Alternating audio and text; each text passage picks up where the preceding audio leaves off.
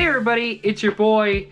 I have a cold, so please bear with me. Also, I'm trying out some new lighting stuff. What do you think of the new lighting? The last video I posted was way too dark. I changed around the lighting. Let me know what you think in the comments below. So as you guys know, I was recently at the wonderful, fantastic TPE 25. TPE is my favorite event of the entire year. I love TPE so much. Big shout out to Unique, Dawn, and the entire team at TPE. If you're not going to TPE, you need to be. TPE is where it's at. One cool thing about expos is you get a bunch of branded swag. Branded swag like a power bank. This, well, was a power bank branded from Uka, which is, I believe, a hookah company. They gave me a power bank, which is super cool. Thank you. The problem with it is I don't really leave the house very much. I don't really go out into the world much unless I'm performing somewhere or I'm going to some sort of a vape event or a business meeting or something like that.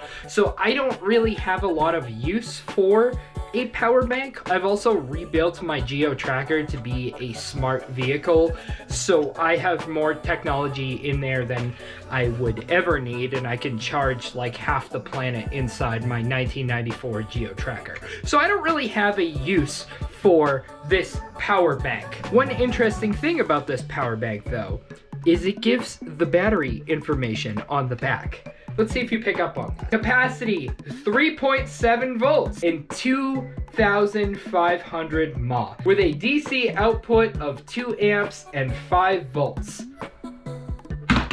Did you catch it? If you didn't, it is very similar specs to a traditional high drain 18650. So what I did was took this apart. I built this. This right here is my smart power bank mod. I don't really have a good name for it. And you may be asking yourself, what makes this a smart device? Well, that would be this little screen right here from our friends over at Flamingo. Recently on the program, I showcased the new Flamingo SBK 30,000, a smart disposable. The juice in it was great. It's a great disposable, but you guys know me, and you know I have to take things apart. I figured out the schematics of a Hammond B and then had to widen it by a couple millimeters to fit the sheer veiny girth of this battery pack. If I was to rebuild this again, I would have made this a lot more narrow. I could have got away with making this a lot smaller, but I couldn't kind of get away from how wide it had to be. If I take the door off here, you can see we are right up on the edges with that battery pack. I also cut out a big hole in the door the same size as the screen. So once I had finalized the design and made sure everything would fit, I head to my printer and started printing it out. I used this really cool translucent lime greenish yellow filament that glows under UV light. This isn't a glow-in-the-dark filament, but it is a UV reactive filament. I sanded down all of the edges so it would be nice and comfortable in hand and not have any sharp edges.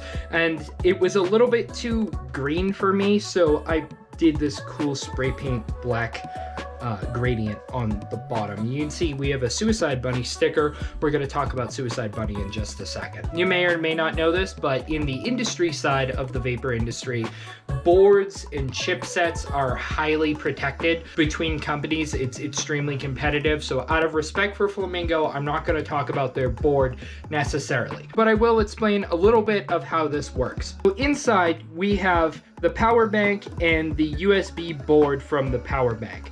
I measured the resistance coming out of the board and it is putting out 5 constant volts, which is sick. I found the battery lead terminal on the microchip and then soldered in additional wires to the battery lead terminal so that our USB Type-C port still works as intended and the battery charge lights still work as intended. I tapped in my negative to the negative of my 510, my positive to the button, and the other side of the positive to my positive of my 510. To get the Flamingo board to work as intended with the speaker, the microphone, all the Bluetooth stuff, to have it work the way it's intended to work, what I did was track down the positive and negative on the Flamingo board and then solder that to the same positive and negative we're working right here. Then I hot glued the board to the back of the screen and then super glued the entire assembly into the door. So if I ever wanted to remove this and put a different door that isn't a smart door on there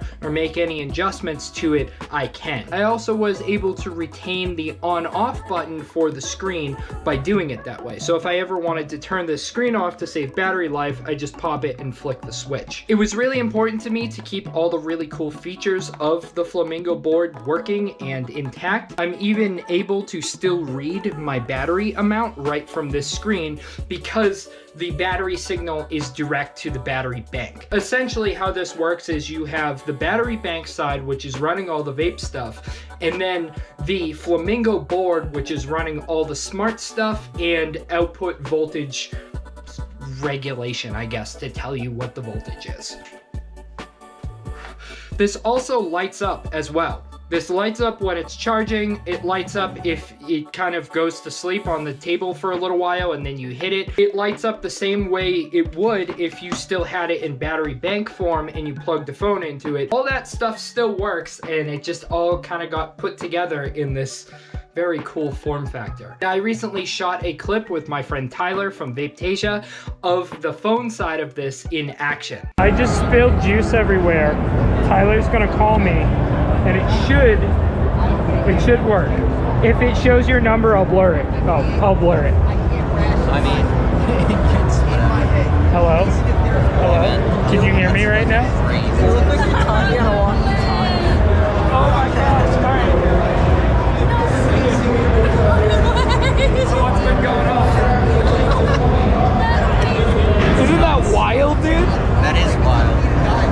I made this day before yesterday. Thank you. Now, speaking of my friend Tyler, let's talk about cideBunny. Now, cideBunny has been in the industry for a very, very long time. They're manufactured by our friends over at Vapetasia, and Tyler from Vapetasia does all of the artwork on these bottles. Look at how beautiful that is. Soon on the channel, I'm going to be doing a full video talking about all of the cideBunny flavors, as well as showcasing Tyler's art. He's an incredible artist. He's really humble about what an incredible artist he is, but I just really need to just show you guys this absolutely gorgeous artwork. And this juice is fantastic. The cideBunny juices have been around in the industry for many, many years, and I've never gotten the opportunity to try them until recently. Right now, I'm vaping on Mother's Milk with cookies. Mother's Milk was their original staple flavor. It is this absolutely delicious strawberry milk type flavor. Picture yourself a strawberry milk with these very rich and full-bodied notes of cookie rounding everything out. This is an incredible juice.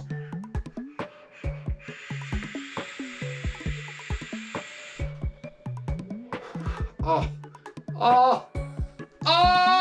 It's really good. It is such a rich dessert vapors dessert juice. Original vaping at its finest. This is old school juice at its finest.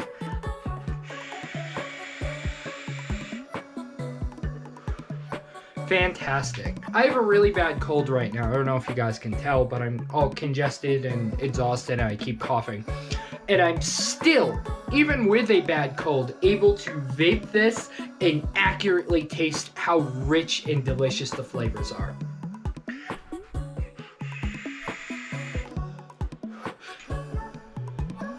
So yeah, with all that being said, here's just a little spotlight of a mod I recently made that I think is pretty cool.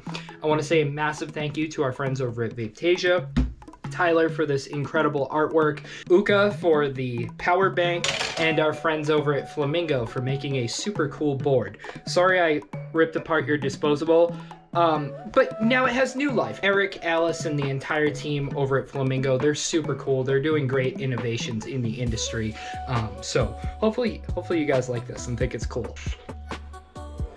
Man, it's that good. Anyways, so share your thoughts and opinions down in the comments below. If you enjoyed this video, let me know. Have you tried any of the Suicide Bunny flavors? If so, what is your favorite? And so with all that being said, thank you guys so much for watching, and I'll see you on the next one. Bye, everybody.